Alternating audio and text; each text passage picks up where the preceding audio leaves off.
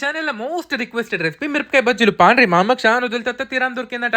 ఈ రెసిపీ చేసి చూపేనికి చాలా మంచిగా ఉంటుంది. మంచిగా ఫ్రెష్ మిరపకాయలకు నిలువలో కోసుకొని గింజలు తీసి కడిగిన పక్కన పెట్టుకోర్రి. ఇక మంచిగా మిక్సీలకు వేయించుకున్న పల్లీలు, నువ్వుల పొడి, జీలకర్ర, ఉప్పు, దాల్చిన చెక్క, లవంగాలు నానబెట్టుకుని చింతపండు వేసి మసాలా పేస్ట్ రుబ్బేసుకోర్రి. మనమైతే ఇది తడుపుకోవడానికి కల్షియం బ్రాండ్ శనగపిండి వాడుతున్నాం, ఎందుకంటే చాలా నాణ్యంగా ఉంటుంది.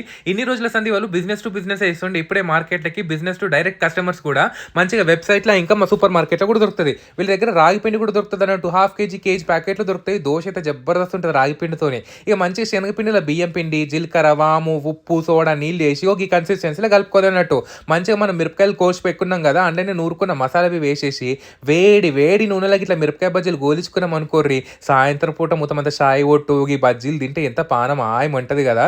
ఎప్పుడైనా ఇంత మంచి రెసిపీస్ చేసుకున్నప్పుడు మంచి నాణ్యమైన ప్రోడక్ట్స్ వాడాలి కదా. అందుకే మనం కల్చర్ బ్రాండ్ని సజెస్ట్ చేస్తున్నాం అన్నట్టు. చాలా చాలా మంచిగా ఉంటుంది. డిస్క్రిప్షన్లో ఇంకా డీటెయిల్స్ ఇస్తుంది కానీ మీరికెళ్ళి శనగలు